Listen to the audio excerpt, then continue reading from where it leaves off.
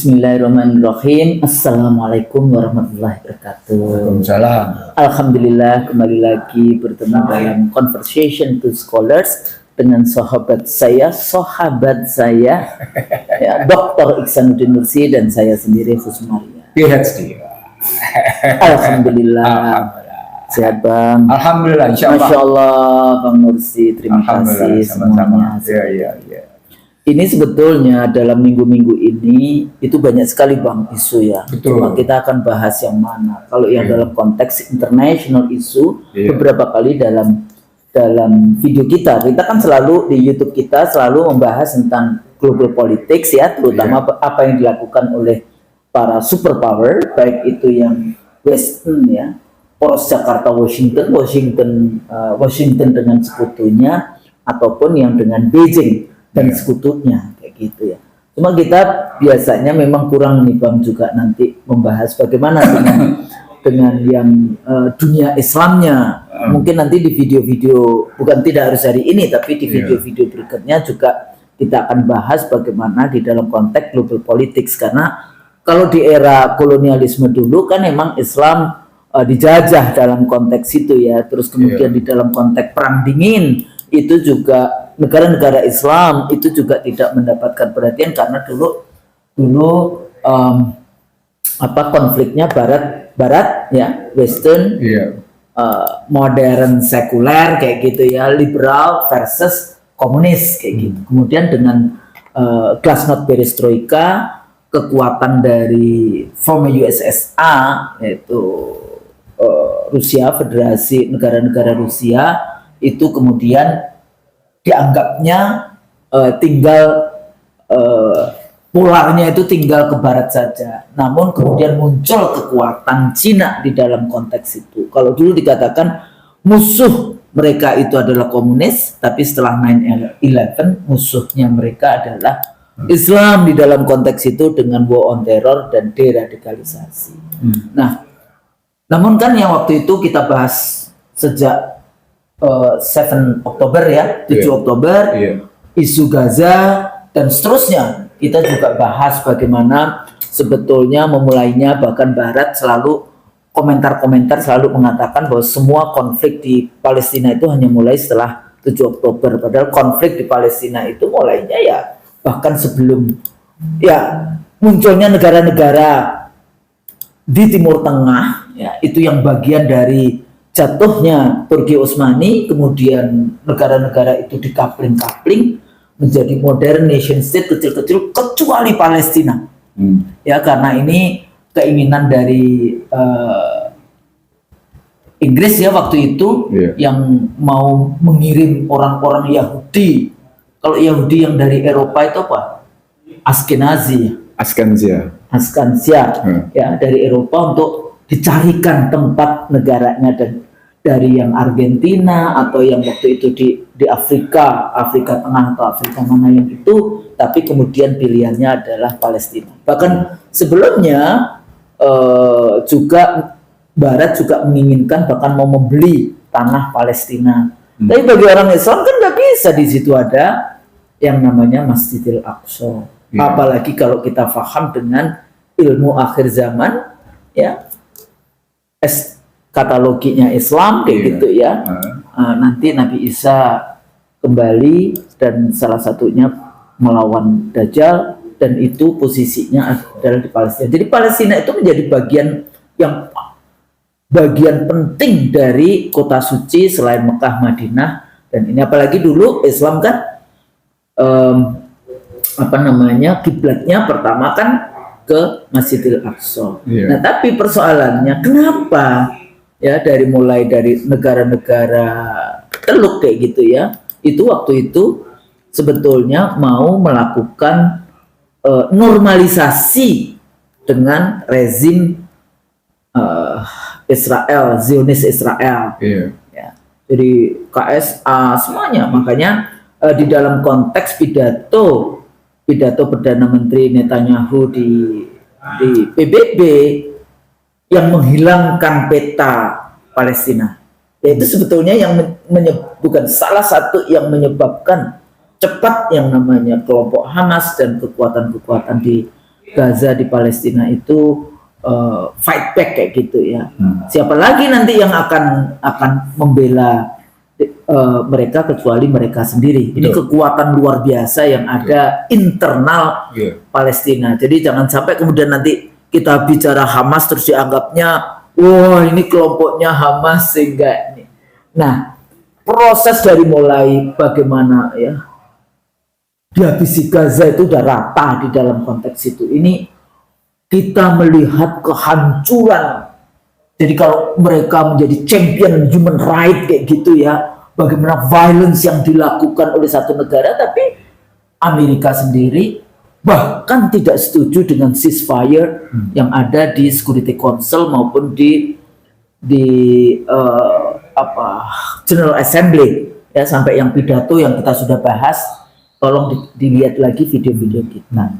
Tapi di dalam perkembangannya, dalam pidato Prabowo waktu itu sebagai kepala negara, itu menarik karena tidak secara gini ya, tidak seimbang antara bagaimana membela rakyat Gaza dan Palestina secara luas, tapi kemudian statement yang kemudian dipakai oleh Trump adalah membela Israel, terutama keamanan Israel harus waktu itu diamankan.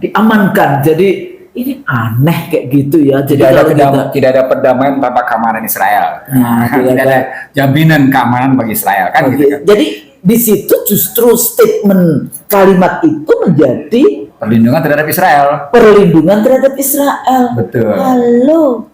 Sudah berapa banyak dulu itu ada 500 desa dan kota pada saat Nakba 48 yang diusir oleh Zionis Israel. Diusir loh. Dan saya punya teman di Australia itu yang masih pegang kunci rumah-rumahnya, walaupun sekarang mungkin sudah diratakan ya, diganti rumah baru.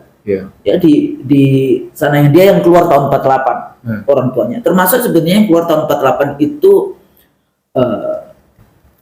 Edward Said ya dalam konteks ini. Nah, jadi ini kan menjadi isu tersendiri. Indonesia yang pertama kali dulu tokoh-tokoh ulamanya Palestina yang ngasih duit, yang membela Indonesia. Makanya pada saat yang sama waktu itu yang saya kritik dari pidatonya Prabowo adalah dia tidak ada kata terima kasih kepada masyarakat Indonesia yang waktu itu masyarakat sampai hari ini, masyarakat Palestina enggak, masyarakat Indonesia membantu rakyat Palestina. Tidak ada. Tapi kalau Jordan itu ya King Abdullah itu itulah yang Jordan. Ya. King Abdullah Jordan ya. Jordan dia terima kasih kepada rakyat Jordan yang selalu membantu rakyat Palestina. Presiden Indonesia. Padahal rumah sakit di Gaza itu rumah sakit rakyat Indonesia, bukan rumah sakit pemerintah Indonesia yang seperti itu. Jadi jangan diklaim semua kerja-kerja masyarakat, kerja-kerja rakyat kayak gitu ya, untuk kemudian diakui dan kemudian tapi visionnya itu berbeda. Nah, di dalam perkembangan terakhir ya, karena statementnya, pidatonya itu, maka Presiden Indonesia dipuja-puji oleh Trump dan akhirnya masuk di dalam Board of Peace-nya Trump di dalam konteks ini. Nah, ini mau ke arah bagaimana ini posisi? Ya, kita bicara Board of Peace secara global dulu kayak gitu ya, baru kemudian nanti bagaimana kita menyikapi Board of Peace itu sendiri, karena Palestina nggak diajak. Bahkan sebetulnya ini menjadi isu yang perlu dipertanyakan dari mulai tujuannya, keanggotaannya, sampai langkah-langkah apa yang akan dilakukan oleh Board of Peace di dalam. Apakah itu kemudian bagaimana mengajak perdamaian tapi salah satu dari aktor yang terpentingnya tidak diajak. Perdamaian antar siapa? Jangan-jangan ini cuma legitimasi perdamaian di antara mereka supaya merasa damai, kita hilangkan saja Palestina, Gaza di muka bumi ini. Nah itu kalau kita lihat kalimat penting, menghilangkan Palestina dan Gaza di muka bumi. Di muka bumi ini. Itu sebetulnya dibalik itu semua karena kepentingannya banyak, dari kepentingan ekonomi, kepentingan wilayah, geopolitiknya, kepentingan dan macam-macam. Nah, tapi as a Muslim tentu saja kita punya teori atau pemikiran-pemikiran yang mungkin berbeda. Nah, kita bahas ini Bang di dalam konteks Port of Peace, Trump. Walaupun kayak kita juga lihat apa yang dilakukan Trump di Venezuela, apa yang dilakukan Trump di dalam konteks mau mengambil Greenland, gitu kan? Wah. Termasuk tadinya mau menganeksasi Kanada. Nah, aneksasi Kanada. Jadi ini bagaimana mau ngomong peace gitu, bagaimana menjadi ketua dari peace gitu di dunia kalau langkah-langkah pada saat yang sama itu adalah justru secara brutal kayak gitu ya, melakukan yang itu sebenarnya bagian dari violence ya, apalagi terhadap sovereign country seperti Venezuela. Nah ini bagaimana nih Bang kalau kita bahas itu kali ini? Karena tadi Husnul bicara tentang tujuan, tentang lembaga, tentang prinsip perdamaian, gitu ya. Kita mulai dari sana. Kita mulai dari apa tujuan Board of Peace, Dewan Perdamaian ini, dan apa yang mereka maksud sebagai perdamaian, dan bagaimana kewenangan Dewan ini, dan bagaimana kemudian syarat-syarat untuk duduk dalam Dewan. Saya melihat perdebatan atau diskusi yang muncul di berbagai kalangan tidak menyertakan dokumen perjanjian perdamaian itu sendiri, atau tepatnya tidak menyertakan, bukan perjanjian, membahas piagam Dewan Perdamaian, Charter of Board of Peace. Charternya ya. Charternya. Mereka tidak membahas gitu ya. Nah, karena tidak membahas, maka dalam kajian bahasa hukum, ini khususnya perlu tahu nih, ada kajian bahasa hukum dan politik hukum, maka sebelum membahas isi, kita wajib membahas dulu anatominya. Anatomi piagamnya, charternya. Setelah kita membahas anatominya, strukturnya gitu ya, struktur anatomi piagam tadi, charter tadi, baru kemudian kita ngelihat, kita udah bisa ngeraba isinya kayak apa. Misalnya anatomi tangan terdiri dari jari, lengan tangan sampai akhirnya ke tubuh gitu ya.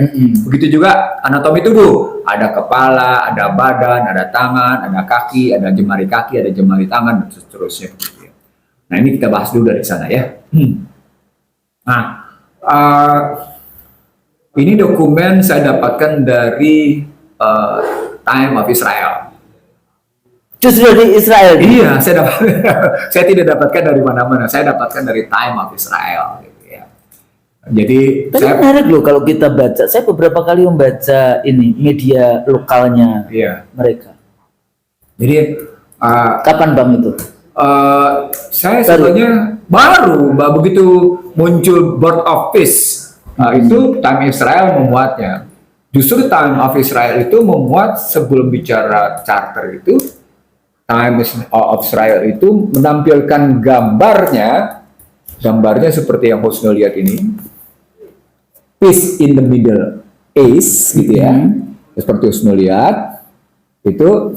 Nah ini tertulis di sini sebenarnya konsepnya mulai 13, nanti pemirsa bisa lihat di sini, bisa kita kasih. Tapi Husnul perlu tahu konsep ini sebenarnya sudah berjalan, sudah mulai ditebar.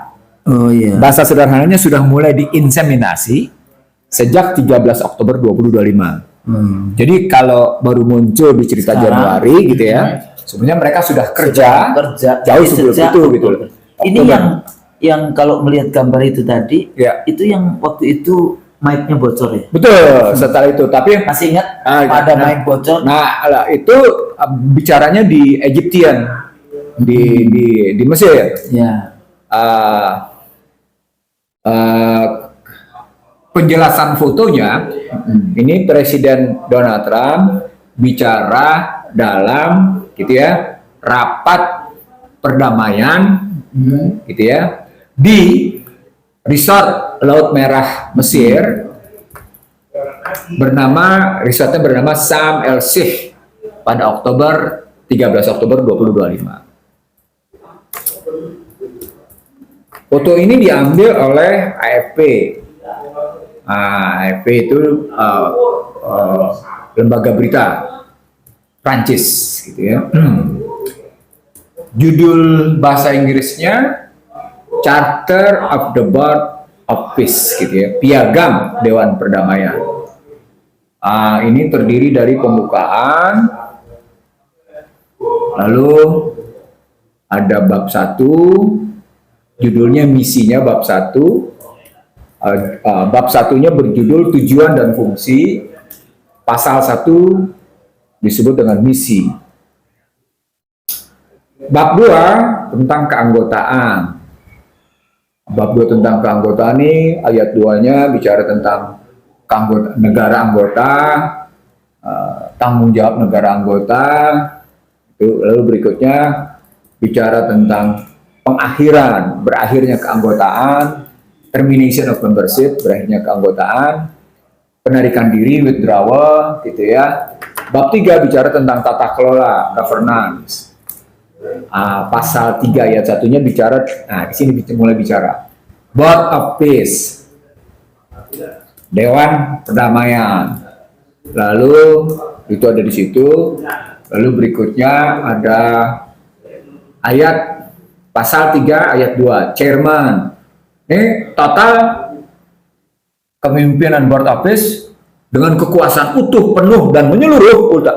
Dengan kekuasaan utuh, penuh, dan menyeluruh ada di bawah Donald Trump. Dan Donald Trump bukan sebagai Presiden Amerika, tapi Donald Trump sebagai Amerika. Apa artinya? Kalaupun Donald Trump bukan sebagai Presiden, Donald Trump tetap menduduki sebagai Chairman, ketua dari Board of Peace. Gitu ya. Ini perlu tahu nih. Jadi dia akan berkelanjutan nih. Berkelanjutan, gitu ya. Nah, ayat berikutnya, bab berikutnya, bab 4. Dewan Executive Board. Lalu komposisi Dewan Eksekutif, perwakilan eksekutif, kayak gimana di situ diatur di situ. Lalu berikutnya di sini bicara tentang bab 5. Bab 5 financial provision, ketetapan tentang keuangan. Nah, di sini baru ditulis nih tentang selain ada iuran wajib, khususnya baru tahu nih. Jadi kita bayar dong Bayar, ada iuran wajib. untuk membela Iya, Israel. ada. Itu $1 miliar. Tapi selain ada iuran wajib, ada iuran sukarela. Ada iuran sukarela disebut dengan voluntary funding. Ada iuran sukarela. Bab 6 judulnya adalah status hukum, legal status. Lalu bab 7 bicara tentang interpretation and dispute resolution, resolusi perselisihan dan interpretasi atas kebijakan di dalamnya. Sudah perlu tahu bahwa keputusan ketua Dewan Keamanan itu total tidak bisa diganggu-gugat. Apapun cerita perselisihan itu. Jadi cerita perselisihan interpretasi kalau sudah diambil keputusan oleh Donald Trump, semua harus terima. Itu ketentuan di bab 7 nih. Kira itu namanya demokrasi atau otoriter? Otoriter. Ini ketentuannya begitu gitu. Bab 8 piagam amandemen tambahan.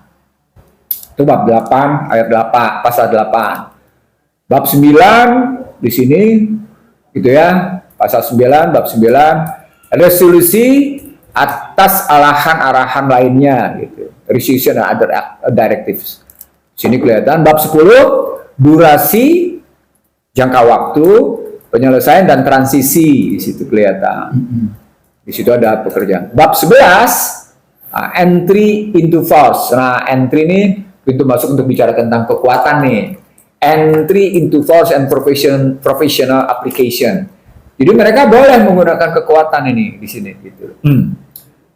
This chapter shall enter into force upon the expiration to consent to be bound by 3 states. Gitu. Jadi ketentuan ini, piagam ini bicara tentang penggunaan ekspresi kekerasan gitu ya. Menggunakan kekerasan ditegakkan oleh tiga negara. Nah, itu antara lain isinya begitu. Lalu ada lainnya bab 12 reservation. Bab 13-nya general ketentuan umum, itu penutupnya 13. Lalu tentang stempel. Stempel itu total dipegang oleh Donald Trump. The board office will have official seal which shall be approved by chairman. Jadi penggunaan stempelnya aja itu harus disetujui oleh namanya chairman, oleh Trump. Gitu ceritanya. Itu kurang lebih ininya kalau bicara batang tubuhnya. Bicara struktur tubuhnya, struktur tubuh perjanjian. Mari sekarang kita lihat satu persatu.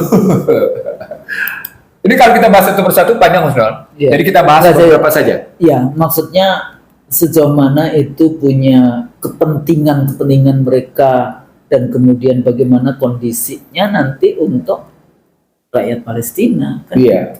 Kalau Husnul sudah sampai di situ, tujuannya satu, Husnul. Tujuannya satu, melucuti senjata Palestina dan Hamas.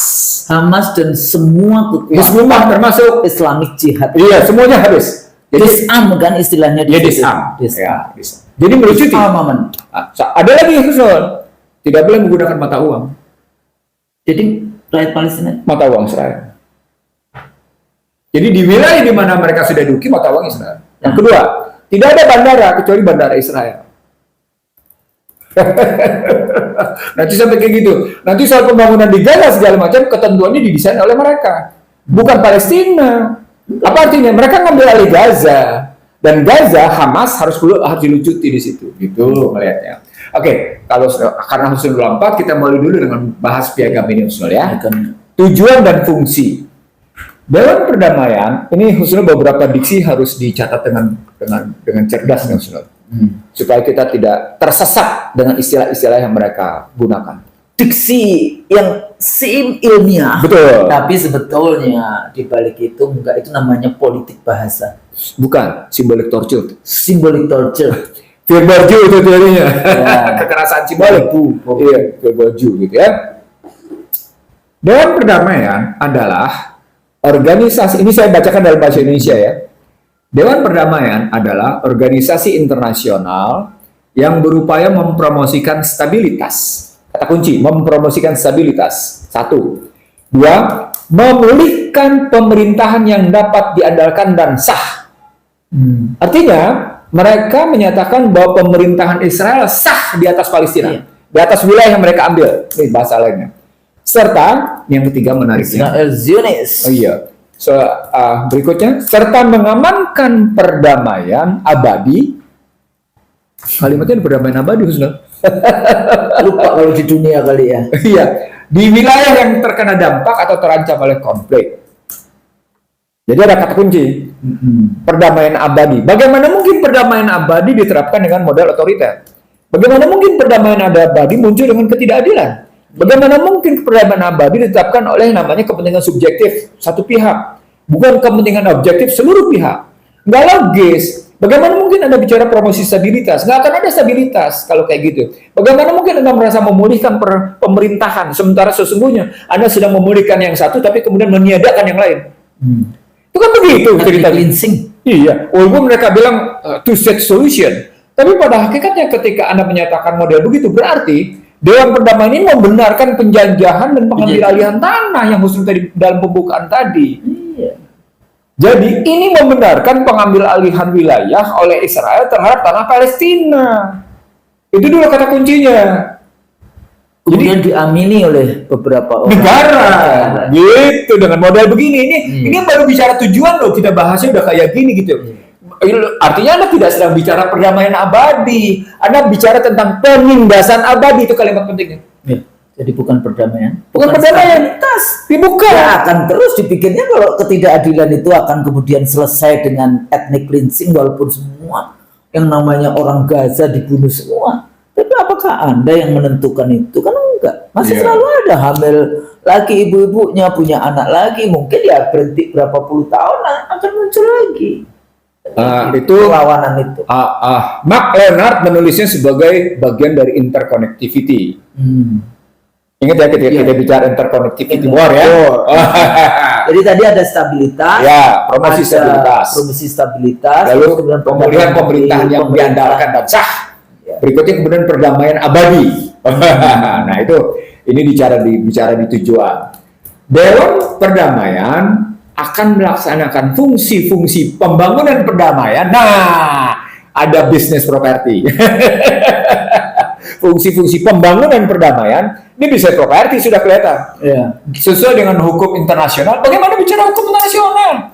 Anda tidak pernah mau menerapkan piagam PBB atas Palestina kok. Wong statementnya Trump sendiri kan nggak peduli. Iya, nggak peduli. Kenapa bicara Tapi hukum? kalau menguntungkan dia akan menggunakan itu. Tapi kalau tidak menguntungkan dia nggak peduli. Disingkirkan. Waktu kasus Venezuela kan statementnya kan nggak Begitu. peduli dengan Iya. hukum internasional. Apa poinnya? Artinya bukan double standard kalau yang di Indonesia bilangnya. Multi. Suitable standard. Suitable, harus ada Nah, suitable iya, ya betul. dari saya. Iya, multiple suitable standard gitu kan. Sudah. Nah, lalu sesuai dengan hukumnya dan sebagaimana disediakan piagam ini. Artinya penggunaan hukum internasional tadi multiple suitable standard karena dikunci dengan sebagaimana setuju dengan piagam ini. Artinya mereka kan sepanjang hukum internasional tidak sesuai dengan Dewan Perdamaian, mereka nggak pakai gitu. Termasuk kalimat yang berikutnya, termasuk pengembangan dan penyebaran praktek terbaik yang mana? Enggak Kacau nih. empire. Amerika kan empire. Iya, yang dapat diterapkan oleh semua negara dan komunitas yang berupaya mencapai perdamaian. Nggak akan ada perdamaian kalau model begini. Bagaimana Anda mencapai perdamaian kalau Anda sudah sejak awal subjektif gitu ya? Dan sebenarnya Anda sedang membenarkan penindasan, pengambil alihan, dan genosida. Ini kan berarti Anda sudah membenarkan genosida. Anda sudah membenarkan kebengisan dan kekejaman atas kemanusiaan. Anda, jadi di sini kalimat bab 1 saja Anda sudah yang namanya menihilkan genosida. Bahwa itu padahal sesungguhnya terjadi. Menihilkan pengambil alihan, menihilkan kebengisan, menihilkan kecurangan, menihilkan yang namanya penindasan habis-habisan. Nggak, kalimat dasar ini aja udah nggak beres gitu loh. Di depan di bab 1 tujuan dan fungsi ini. Oke, Itu baru kalimat awal itu ya. Udah begitu gitu. Kalau padahal biasanya di awal itu masih yang baik kayak gitu kan, masih terlihat adil secara simbolik kayak gitu. Ini nggak bisa di bab 1 aja udah begini. Oke, sekarang bab 2 masuk ke keanggotaan. Masuk ke 2 keanggotaan gitu ya. Khususnya rasanya karena nanti kalau kita bahas ini panjang, kita batasi hanya beberapa bab aja khususnya ya. Oke. Bab 2 keanggotaan. Pasal 2 ayat 1, negara anggota. Keanggotaan dalam Dewan Perdamaian terbatas pada negara-negara yang diundang, garis bawahi. Jadi suka-suka Trump. Iya benar. Itu bahasanya yang gampang, suka-suka Trump. Iya, untuk berpartisipasi oleh ketua. Jadi diundangnya oleh ketua. Ketuanya Trump tadi. Iya, ketuanya Trump tadi. Gitu. Jadi kayak misalnya kita tuh goblok semua kalian. kayak misalnya Kanada menolak. Trump bilang, iya kami sebelum Kanada menolak, iya memang kami mau membatalkan undangan. Padahal dia malu atas penolakan McCarthy. Kita nggak jadi ngundang kok. Iya, gitu kalimatnya. Dan dimulai setelah pemberitahuan bahwa negara tersebut telah menyetujui dan terikat oleh piagam ini sesuai dengan bab 11. Nanti kita bicara nih bab 11. Dan lalu pasal 2 ayat 2, tanggung jawab negara anggota. Setiap negara anggota akan diwakili oleh Dewan Perdamaian, oleh kepala negara atau pemerintahnya, gitu ya. Jadi yang bisa mewakili kepala negara atau kepala pemerintahan di situ. Jadi tidak bisa menteri luar negeri aja nggak bisa. Apa nih poinnya? Dan ini poinnya berarti kita semua itu seperti di sandra. Iya, habis-habisan. Bahwa karena kepala negaranya ikut, walaupun masyarakat ada 275 juta rakyat Indonesia tidak setuju, atau yang Muslim lah misalnya, ya nggak usah banyak-banyak, 50% Muslim tidak setuju, nggak dipedulikan, 51% kayak gitu, nggak dipedulikan. Karena kalimatnya begini. Itu konsekuensinya.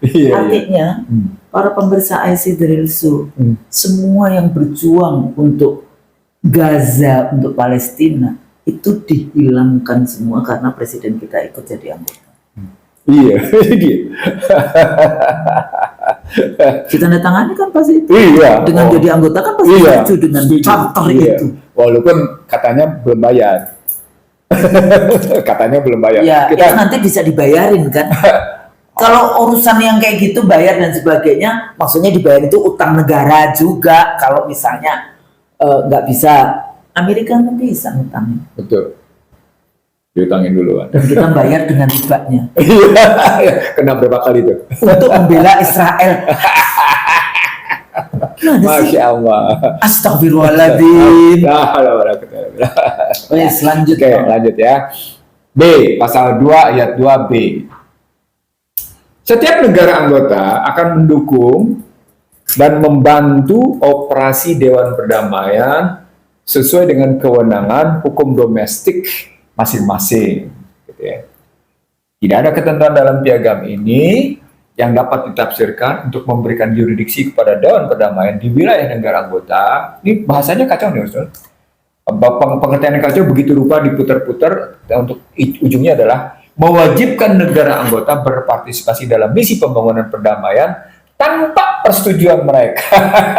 Jadi tetap aja tunduk pada piagam, walaupun hukum domestiknya lain. Misalnya tentang misalnya kemerdekaan adalah hak segala bangsa, karena itu penjajahan dengan segala bentuknya harus dihapuskan. Nggak peduli, udah Anda sudah tunduk pegang ini kok. Iya. Nggak ada urusan, nggak bisa lagi. Nggak ada lagi. Tentang kemanusiaan yang beradab, nggak ada urusan udah tunduk sama janji perdamaian ini kok gitu loh. Soal keadilan sosial, nggak ada urusan. Soal ketuhanan yang Maha Esa, nggak ada urusan. Gitu. Nah, lihat terus kalau dia bilang begitu. Pasal 2.2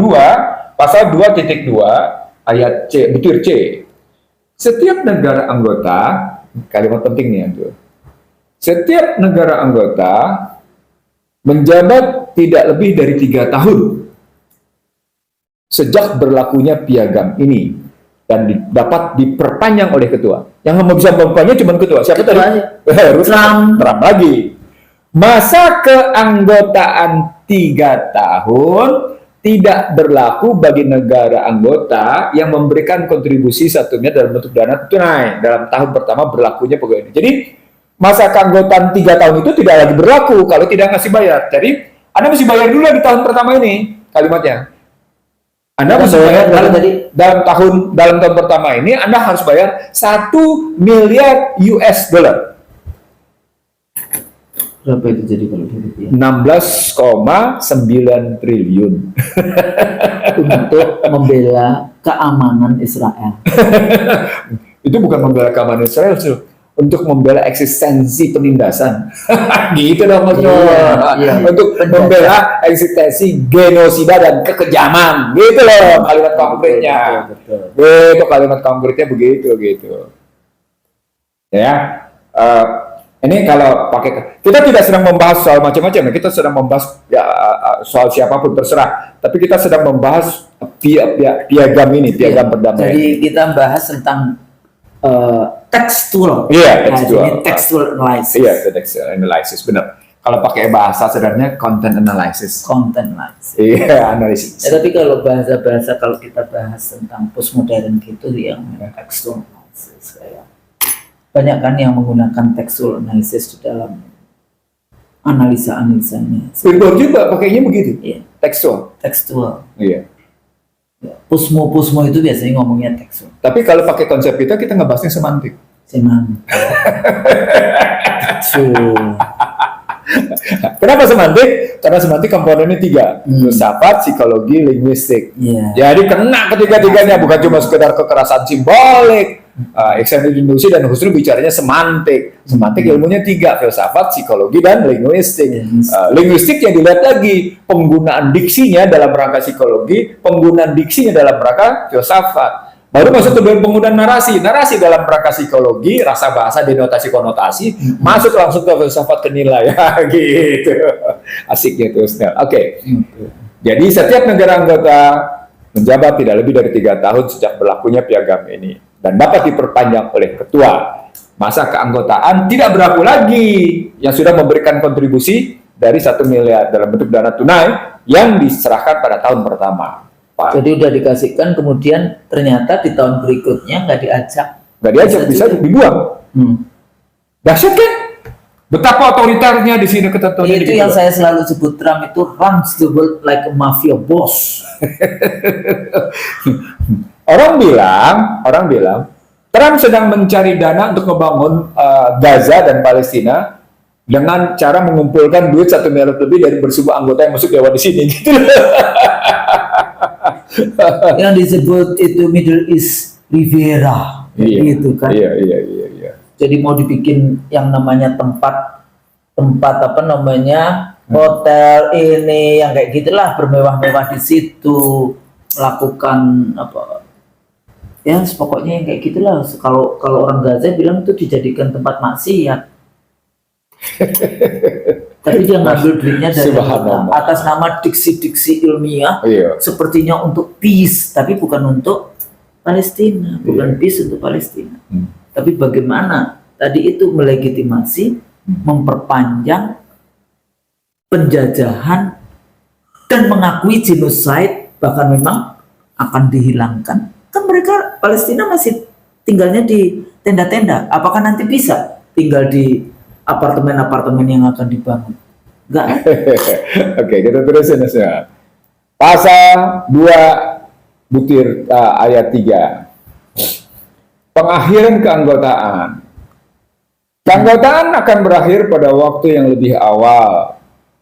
Disebabkan oleh 4 hal. Berakhirnya masa jabatan selama 3 tahun sesuai dengan pasal ayat 2. Perpanjangan oleh ketua, pengunduran diri yang berikutnya itu ya, yang kedua itu pengunduran diri. Yang ketiga, keputusan pemberhentian dengan hak veto oleh mayoritas 2/3 negara anggota. Hak vetonya siapa? Tetap dapat, jadi hak vetonya tetap baliknya lagi ke ketua. Walaupun dengan 2/3 negara anggota sebagai hak veto, negara anggota 2/3 anggota negara punya hak veto, kata kuncinya karena segala sesuatunya chairman-nya adalah penentu, ya kebaliknya ke Trump, gitu. Ke satu orang gitu loh. Itu makanya saya menyebut ini piagam ini karena kita sudah kajinya di situ. Piagam ini menunjukkan Trump as law, Trump as a king. Trump itu adalah hukum. King masih bagus lah, mafia bos saya kan gitu. Terus udah itu? Ya, belum. Apa lagi? Yang keempat, keanggotaan berakhir karena pembubaran dan perdamaian sesuai dengan bab 10. Negara anggota kemudian juga berhenti karena menjadi pihak pada piagam ini, gitu ya. Tetapi negara tersebut tidak dapat diundang kembali untuk menjadi anggota sesuai dengan pasal 2. Nah, pengunduran diri, tiap anggota dapat mengundurkan diri dengan segera dengan memberikan pemberitahuan kepada tertulis. Nah, ini masuk nih Husnul. Bab 3, tata kelola. Kita nanti. Bang, satu lagi. Ya. Nggak ada ya. Kalau mati gimana? Nggak disebut. Kalau Trumpnya yang mati, siapa yang ganti? Nggak ada. Karena dia nggak tahu bahwa kalau dia bisa semua undang-undang kalau keanggotaan atau itu berhenti, itu semuanya sampai diberhentikan karena melanggar ini. Akhirnya karena mati. Ini di sini nggak ada. Nggak ada. Oh, oke. Dia nggak tahu nanti yang mati duluan Trump kayak gitu. Subhanallah, astagfirullah. Nah, bab 3 tata kelola. Pasal 3 butir 1. Ayat 1. Dewan Perdamaian. Butir A. Dewan Perdamaian terdiri dari negara-negara anggotanya. Ini tata kelola ya, governance ya. B. Dewan Perdamaian akan memberikan suara pada semua usulan dalam agendanya, termasuk yang berkaitan dengan anggaran tahunan, pembentukan badan-badan anak perusahaan. Itu soalnya mantunya yang namanya siapa yang Kushner siapa itu ya? Jared Kushner. Itu kan masuk di bagian nanti bisnisnya. Jared Kushner. Pengangkatan pejabat eksekutif senior dan penentuan kebijakan utama seperti kalimat pentingnya nih Mas Noah. Seperti persetujuan perjanjian internasional, pengejaran inisiatif pembangunan perdamaian baru. Jadi dia bisa saja melakukan mana perjanjian internasional disetujui atau tidak, mana inisiatif pembangunan satu kondisi, satu situasi yang ditentukan oleh dewan, lalu kemudian dilaksanakan eksekutif senior dan badan anak perusahaan. Ini soal Dewan Perdamaian begitu, ininya tata kelolanya. Ini kelihatan kok bahwa dengan konsep begini, Beyond That memang akhirnya kembali tesis seperti yang pernah selalu kita bilang di ICD Ratio. Perang untuk damai, damai untuk perang. Perang untuk ekonomi, ekonomi untuk perang. Ketika kata perang ini kita coret-coretin, berarti ekonomi untuk damai, damai untuk ekonomi. Kenyataannya dua-duanya nggak ada. Damainya nggak dapat, ekonominya berantakan. Itu akhirnya perang terus. Perang terus. Walaupun internal. Ah, itu kan sebenarnya ketika kita menyatakan perang untuk damai, damai untuk perang untuk ekonomi, ekonomi untuk perang, itu kan sebenarnya teori konversi, teori substitusi, teori eksakta. Iya. Ketika dalam faktanya tidak ada damai, tidak ada keadilan perekonomian, kata kuncinya apa? Melawan sunatullah. Iya. Melawan sunatullah. Karena teori substitusi, teori konversi sunatullah. 8 kali 2 sama dengan 16. Sama. Jadi 8 kali 2 sama dengan 4 kali 4. Kan sama tuh 16 tuh, 16 sama 16. Sama seperti kita gunakan tadi. Ketika 8 kali 2 tidak 16, 4 kali 4 jumlahnya pada 20, itu melawan sunatullah. Gitu. Kenapa 2 ditambah 2 jadi 4? Iya, gitu. Kenapa nggak 1? Kenapa nggak 3? Iya, logika berpikirnya begitu Ustaz. Jadi kalau kita mau ngambil itu. Jadi ada relasi antara kekuatan spiritual, kekuatan moral, kekuatan intelektual gitu Ustaz. Jadi dalam satu garis itu. Jadi kekuatan moral, kekuatan mental, kekuatan intelektual dengan aplikasi dia harus satu garis. Itu yang disebut dengan ihdinas siratal mustaqim. Dia berada dalam sunatullah itu. Itu analisisnya begitu gitu kalau diambilnya. Ketika tidak terpenuhi prinsip itu, jangan diambil, jangan dipegang, jangan dijadikan pedoman. Gitu bahasa sederhana. Oke. B. Dewan Perdamaian. B sudah tadi. C. Dewan Perdamaian akan mengadakan rapat pemungutan suara. Jadi lakunya demokrasi, tapi tidak demokrasi. Dia coba kebayang nggak? Pemungutan suaranya gimana nih? Setidaknya setiap tahun dan pada waktu tadi one man one vote. Nggak ada perempuannya soalnya. Nggak ada. One man one vote ya.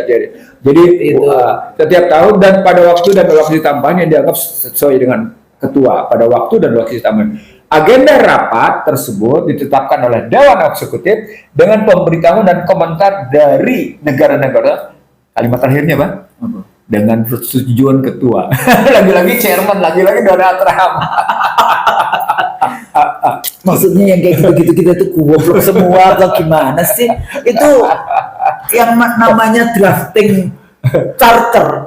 Itu pasti kan ada lawyernya. Iya. Kalau kayak gini kan semuanya akhirnya kayak main-main kayak gitu. Aduh, gimana? Nah, sekarang Dr. D. Setiap daerah memiliki satu suara. Tadi kan one man one vote. Satu suara soalnya. Keputusan akan dibuat mayoritas anggota yang hadir dalam memberikan suara dengan persetujuan ketua. Jadi kalau mayoritas suara, walaupun mayoritasnya itu ini, tapi kalau nggak persetujuan dengan nggak bisa. Ya itu Bang, sebetulnya saya potong di sini. Ini konsep yang majority rule ya. Dalam konteks itu ini urusan tadi ya mathematics. Jadi dalam konteks matematis walaupun 80% menang pilkada langsung, tapi semua keputusan-keputusan yang itu matters, apa ya, penting bagi rakyat, kayak gitu ya, itu bisa dikalahkan 20% yang itu keputusannya tadi ya, kalau itu ketua Trump kayak gitu, kalau di dalam konteks Indonesia itu keputusan para bandar-bandar, oligar ekonomi. Jadi rakyat ini nggak dipedulikan kayak gitu. Ini juga kayak gitu kan. Kelompok kemudian mayoritas sudah setuju, tahu-tahu ketuanya nggak setuju, buyar semua. Buyar. Jadi gitu, dan itu nggak main-main loh. Di Amerika sendiri juga banyak studi sampai 1779-an undang-undang yang di sana itu nggak ada urusannya kepentingan rakyat. Itu dari satu kampus di Amerika. Itu seperti itu. Makanya mempertanyakan semua konsep demokrasi. Ya, itu yang disebut dengan negara korporasi. Yang kita bilang korporasi menang. Itu dan contoh korporasi kapitalisme, negara korporasi kapitalisme adalah Amerika. Iya, corporate capitalism itu tadi. Corporate capitalism yang kemudian menjadi tadi negara korporasi. Kapitalisme. Gitu. Iya. Nah, sekarang kita terusin, Husnul. Oke, itu tadi kita ambil sekarang. Dewan Perdamaian juga akan mengadakan pertemuan rutin tanpa pemungutan suara dengan Dewan Eksekutifnya, di mana negara-negara anggotanya dapat menyampaikan rekomendasi dan panduan sehubungan dengan kegiatan Dewan Eksekutif, di mana Dewan Eksekutif akan melaporkan kepada Dewan Perdamaian tentang operasi dan keputusan Dewan Eksekutif. Pertemuan tersebut akan diadakan setidaknya setiap triwulan. Jadi Presiden akan hadir tiap triwulan, tiap 3 bulanan. Setiap anggota, saya nggak bilang Presiden Indonesia ya.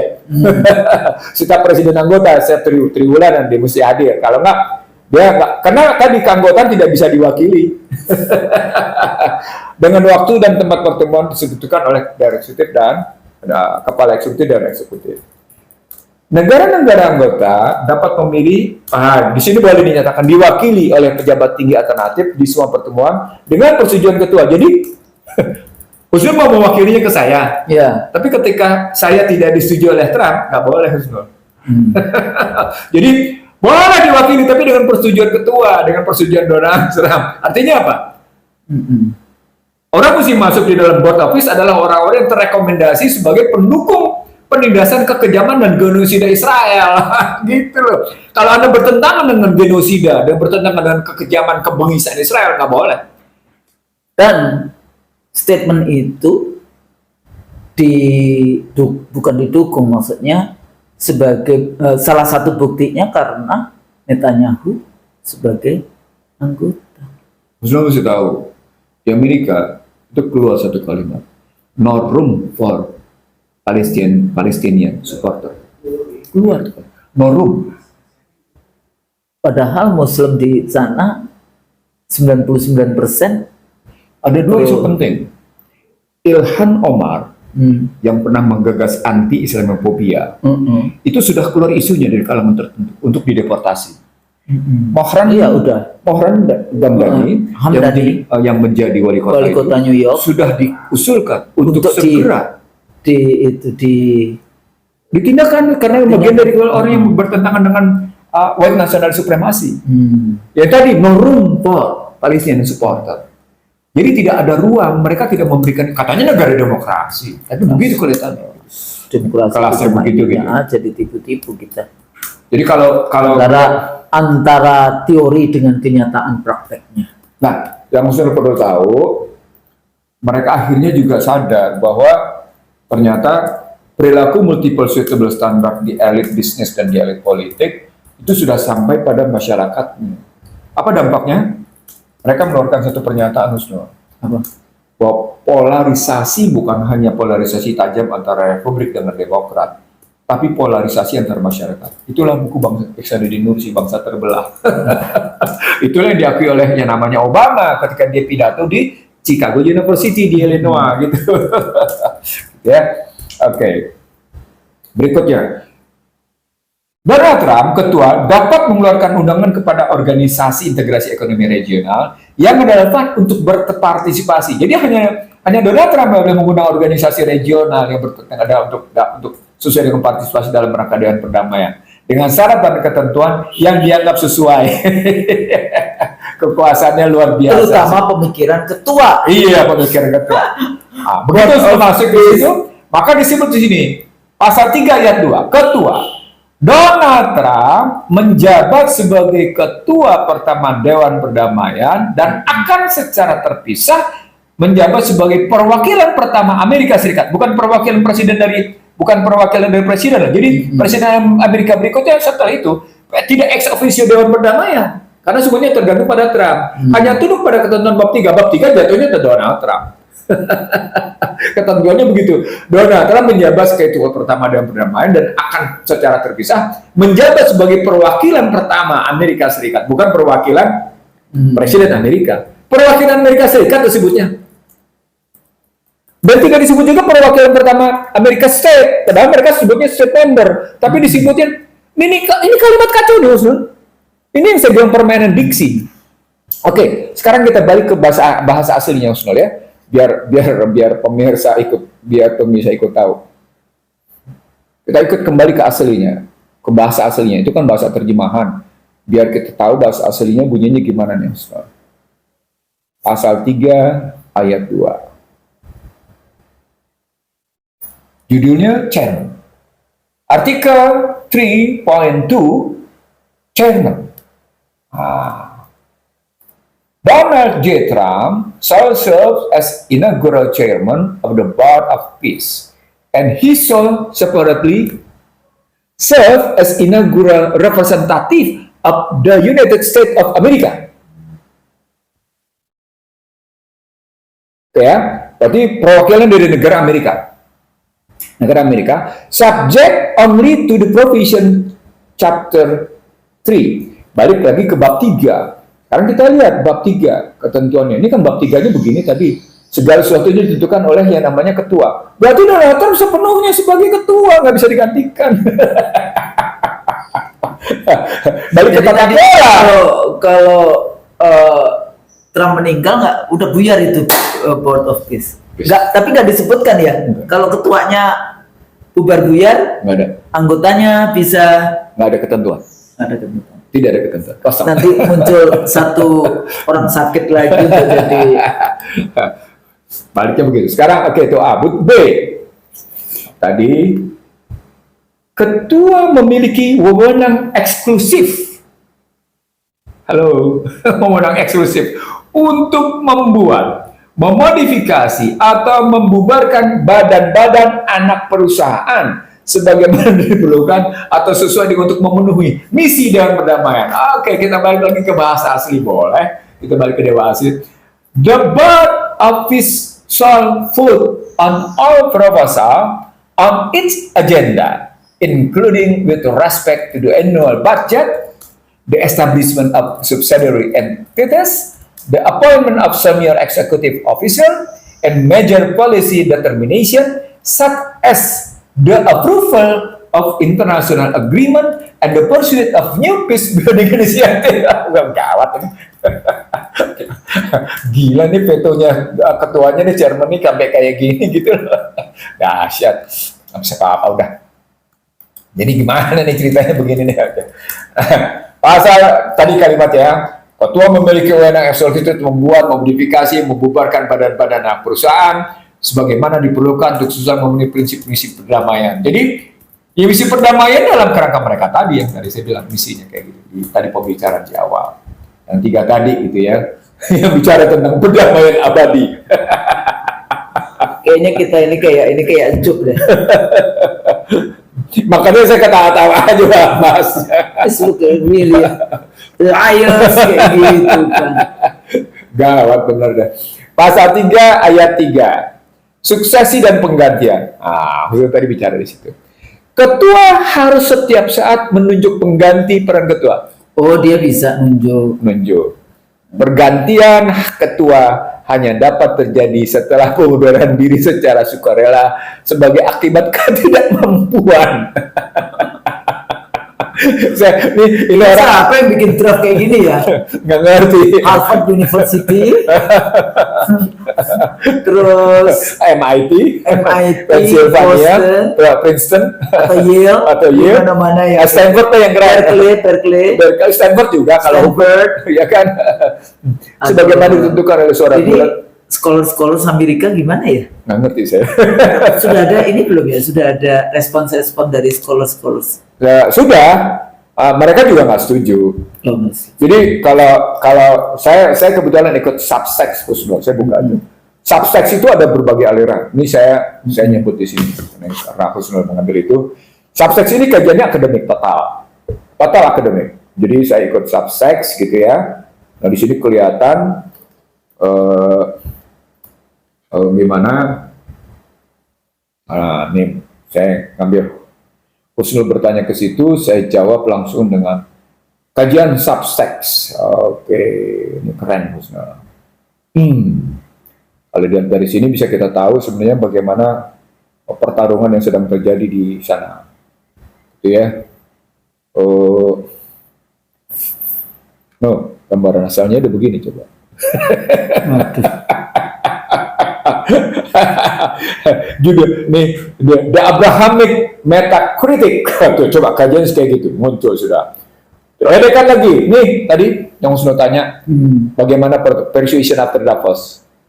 Here's an academic take on the Trump at Davos by a Stanford academic that it's actually analytical and worth reading. Nih, belum muncul nih kajian-kajian kritik di sini, kajian-kajian tajam di sini. Banyak sekali nih dari sini. Tapi isinya sebagian kritik besar. Ada memang beberapa, saya juga dapat, saya ketemu beberapa media yang mendukung kebijakan Donald Trump. Tapi rata-rata Republik. Rata-rata memang mereka merasa diuntungkan dengan white national supremacy. Rata-rata mereka yang diuntungkan oleh Judeo-Christianity. Apa itu Judeo-Christianity, pemirsa? Silakan bongkar sendiri. Yahudi Kristen. Bongkar sendiri di Wikipedia atau di berbagai referensi apa itu Judeo-Christianity. Nanti nampak kenapa mesti menghadirkan Pete Hegseth, kenapa mesti munculin beberapa orang, Marco Rubio dan segala macam, itu kelihatan di situ, gitu ya. Karena usul nanya kayak gitu, jadi saya ambil kajian-kajiannya lebih dalam di sini tentang kondisi itu, gitu. Oke, itu tadi misalnya. Lalu berikutnya coba di sini. Kalau kita ambil lagi ini, Masya Allah, kalau melihat kajian di sini sedemikian dalamnya nih, mereka melakukan kritik nih. Luar biasa kritiknya kalau diambil dari yang ada di sini. Ya silakan Anda lihat sendiri di berbagai kajian akademik Amerika, dari mereka tidak setuju dengan perilaku. Mereka menganggap bahkan Trump sedang meruntuhkan kewibawaan intelektual Amerika. Itu bahasa sederhananya, meruntuhkan kewibawaan intelektual. Dahsyatnya? Iya, penghinaan intelektual gitu. Iya, dahsyat itu kalimatnya. Meruntuhkan kewibawaan intelektual Amerika. Wah, Trump itu sedang begitu. Oke, kita lanjutin. Pasal 3 ayat 4 subkomite. Ketua dapat membentuk subkomite sebagaimana diperlukan atau sesuai dan akan menetapkan mandat, struktur, aturan, tata kelola. Coba, kebayang nggak? Subkomite aja ditentukan oleh yang namanya Trump.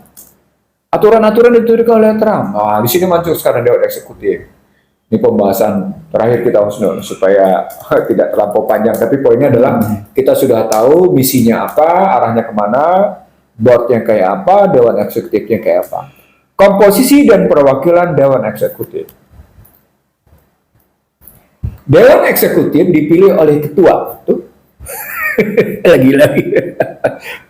Tapi otoritasnya luar biasa. Hanya oleh ketua. Oh, iya.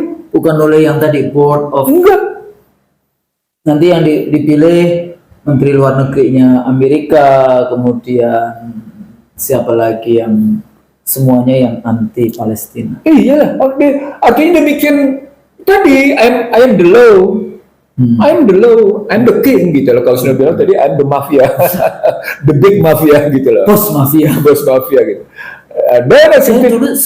Saya dulu tahun berapa itu ya? Saya waktu diundang oleh LAPAN, kan ada MTCR kayak gitu ya. Jadi ada geng global. Saya nggak nyebutnya geng. Jadi yang kayak gini-gini saya sebut geng, negara-negara yang masuk di dalamnya itu sebagai geng. Dan dia kan keluar dia bukan bagian dari UN. Takutnya lagi nanti Board of Peace ini dia akan menggantikan model ini, akan dipakai di UN atau menggantikan kekuatan UN di dalam konteks itu.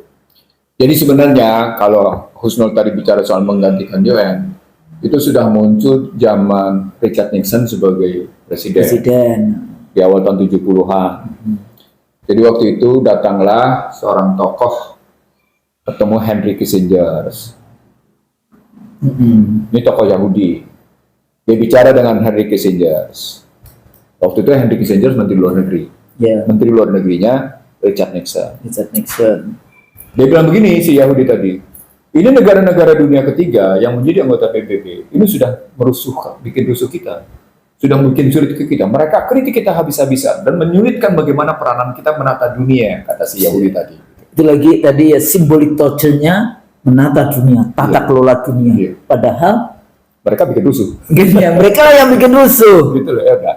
Nah, lalu ditanya sama Henry Kissinger, lalu bagaimana cara mengatasinya kalau situasi kayak gitu memang negara-negara dunia ketiga melakukan kritik tajam atas posisi PBB, posisi Bank Dunia, posisi IMF gitu. Lalu dijawab oleh si Yahudi tadi, saya sebenarnya punya namanya tapi saya lupa siapa sih pengusulnya kayak gitu. Dijawab si Yahudi, ya sudah, kita dirikan lembaga seperti PBB, tapi statusnya seperti non-government organization, NGO. Apa maksudnya yang didirikan? Trilateral Commission. Komisi hubungan tiga, hubungan pemerintah, ya, dengan partai politik, dengan bisnis, dengan media, tiga tadi, dengan dunia perguruan tinggi, itu segitiga tadi. Trilateral Commission, gitu ya. Jadi hubungan antar negara, hubungan negara dengan pebisnis, hubungan negara dengan media massa, hubungan negara dengan kekuatan militer, itu ada. Maka setiap Trilateral Commission itu dia bisa direpresentasikan dalam pertemuan Bilderberg. Lihat lagi ya, YouTube kita yang Bilderberg. Selalu begitu melihatnya. Gagas itu dibawa ke Nixon. Gagas itu dibawa oleh Henry Kissinger ke Nixon. Nixon menolak. Jadi Nixon bukan ke pintu masuknya, memang skandal Watergate, Washington Post. Washington Post. Bob Woodward. Washington Post. Betul. Memang terjadi penyadapan dalam skandal Watergate, musuhnya Nixon. Tapi sebenarnya Nixon dijatuhkan juga karena dua hal. Pertama, karena tadi menolak gagas terbentuknya Trilateral Commission. Satu. Yang kedua, Nixon tidak mampu mengatasi embargo minyak dari negara-negara teluk. Muncullah yang disebut dengan Nixon Shock. Sehingga Bretton Woods, gitu riwayatnya. Muncullah Bretton Woods kedua, di mana dolar tidak lagi berhubungan dengan emas, di mana dolar tidak lagi di-peg tapi free floating exchange rate, di mana emas tidak lagi digunakan sebagai cadangan devisa, gitu loh. Itu Bretton Woods yang karena Nixon Shock sih. Tapi latar belakangnya tadi karena pukulan minyak, embargo minyak, karena kemudian penolakan Trilateral Commission, maka lahirlah itu. Gitu riwayatnya. Agak itu untuk dalam rangka pemirsa tahu aja. Oke, kita lanjutin. Dewan Eksekutif menjabat selama 2 tahun. Asik kan? Chairman-nya 3 tahun, eksekutifnya 2 tahun. Jadi dia bisa memilih lagi eksekutifnya di suka-sukanya. Gitu. Ya sudah suka-suka aja. Tapi dong kalimat berikutnya, dapat diberhentikan oleh ketua atau diperpanjang sesuai. Jadi baru 1 tahun diberhentikan, diganti lagi, 6 bulan diberhentikan, diganti lagi. Suka-suka kan? Jadi dapat digantikan, diperpanjang, suka-suka ketua gitu. Itu kalimatnya begitu, sesuai dengan kebijakan ketua gitu. Sesuai dengan kebijakannya ketua maksudnya. Itu di butir B. Dewan Eksekutif